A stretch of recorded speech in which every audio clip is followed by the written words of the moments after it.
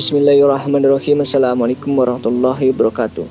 Islam adalah agama Allah Subhanahu wa Ta'ala yang memberikan perhatiannya kepada binatang.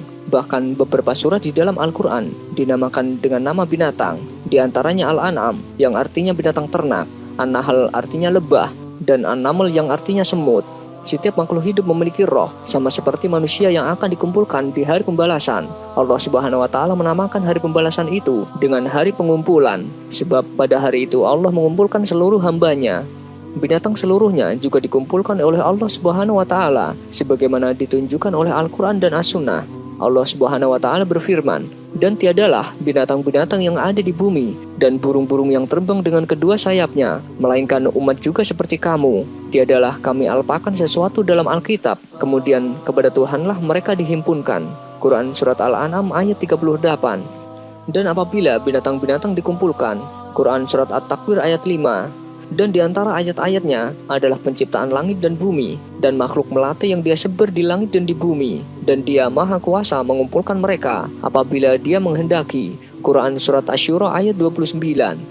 Kata apabila digunakan untuk sesuatu yang akan datang. Ibnu Abbas radhiyallahu anhu mengatakan, semua makhluk akan dikumpulkan sampai lalat. Untuk apa mereka dibangkitkan? Tujuannya adalah untuk dikisos, dilakukan pembalasan atas kezaliman sesama mereka. Dari Abu Hurairah radhiyallahu anhu, Nabi Shallallahu alaihi wasallam bersabda, "Sungguh semua hak akan dikembalikan kepada pemiliknya di hari kiamat, sampai dikisos dari kambing yang tidak punya tanduk kepada kambing yang bertanduk atau yang pernah menanduk." Hadis riwayat Ahmad dan Imam Muslim. Selanjutnya, setelah selesai kisos, mereka dijadikan debu. Dari Abu Hurairah radhiyallahu anhu, Nabi Shallallahu alaihi wasallam bersabda, Allah akan menegakkan kisos antara semua makhluknya, jin, manusia, dan binatang. Pada hari itu akan dikisos dari kambing yang tidak memiliki tanduk untuk membalas kambing bertanduk, hingga setelah tidak tersisa lagi kezaliman apapun yang belum terbalaskan. Allah berfirman kepada binatang, "Jadilah tanah." Di saat itulah orang kafir mengatakan, "Andai aku menjadi tanah." Hadis riwayat Ibnu Jarir dan disahihkan oleh Al-Albani.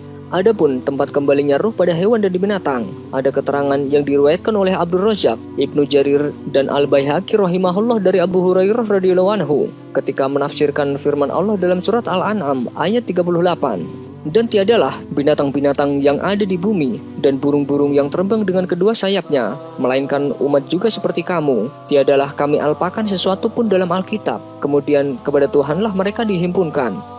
Kata dikembalikan yang dimaksud dalam ayat ini, yaitu semuanya dibangkitkan di hari kiamat dari hewan, binatang, dan burung untuk dikisos di pengadilan Allah, sampai hewan yang bertanduk yang pernah menanduk. Hewan yang tidak bertanduk pun dikisos di hadapan Allah. Barulah setelah itu Allah berkata kepada hewan-hewan tersebut, "Jadilah kalian tanah." Dan pada saat itu pula orang-orang kafir meminta untuk dijadikan tanah seperti mereka.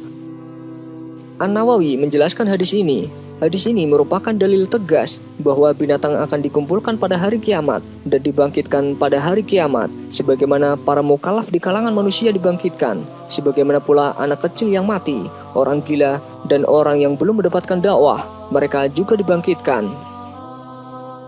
Mengapa mereka dikisos sementara mereka bukanlah mukallaf? An-Nawawi menjelaskan, kisos untuk hewan yang tidak bertanduk kepada hewan yang bertanduk bukan kisos karena mereka mendapat beban syariat, karena binatang tidak diberi beban syariat, tapi kisos pembalasan. Hadis ini menunjukkan bahwa binatang akan dibangkitkan oleh Allah, hanya saja mereka tidak mendapat balasan berupa pahala atau hukuman, karena mereka bukan mukallaf atau makhluk yang mendapatkan beban syariat. Mereka tidak berakal, akan tetapi mereka dikisos, selanjutnya dijadikan tanah.